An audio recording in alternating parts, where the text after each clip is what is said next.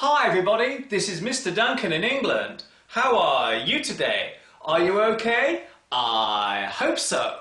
Are you happy? I hope so. In this lesson, we're going to spend some time talking all about time.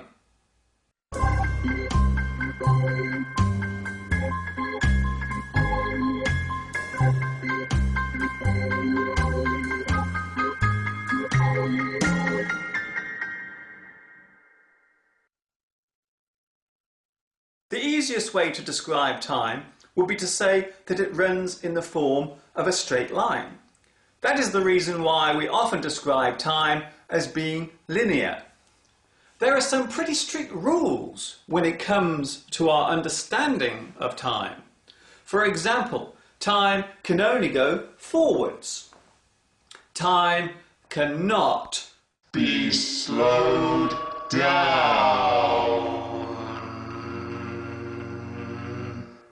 And time cannot be stopped.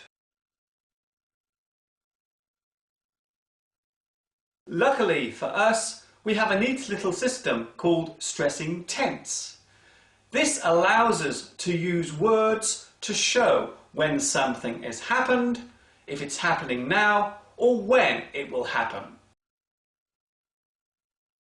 But how does this relate to learning English? I will tell you. In English grammar, we need to know when an event is happening, and we need to be able to show it clearly by what we say.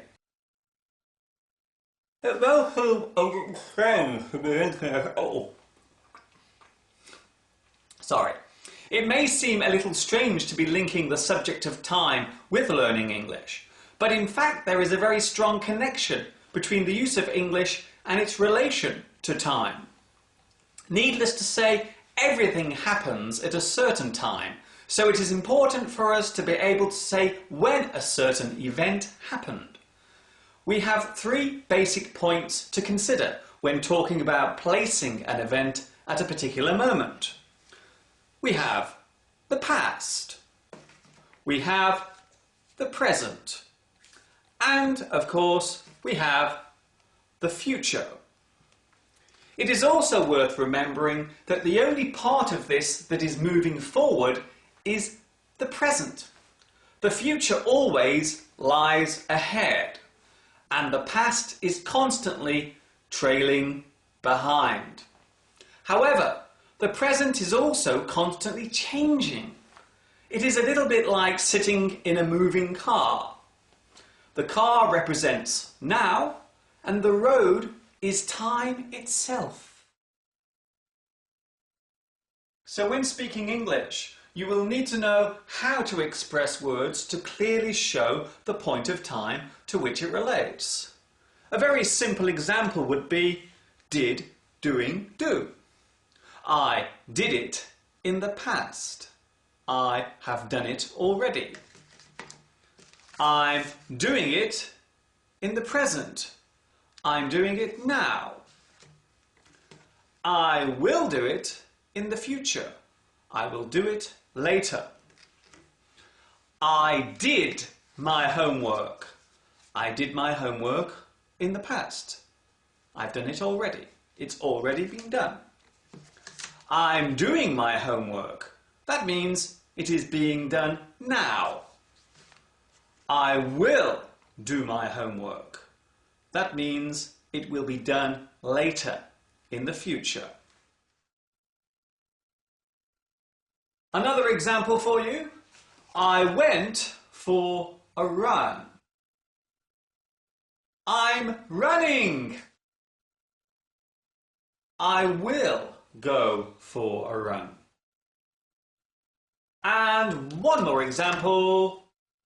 I carried my shopping home. I'm carrying my shopping home. I will carry my shopping home. If I used the word walked in a sentence, would I be talking about something I did already in the past, Or would I be talking about something I will do later in the future?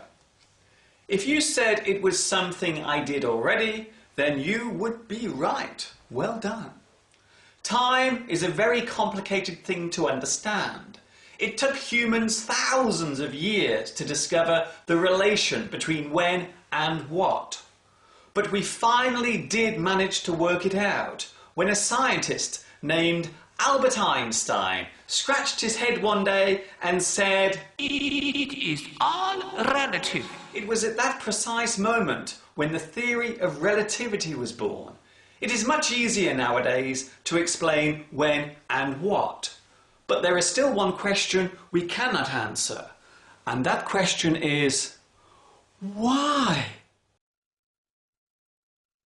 There are some idioms and proverbs which relate to time.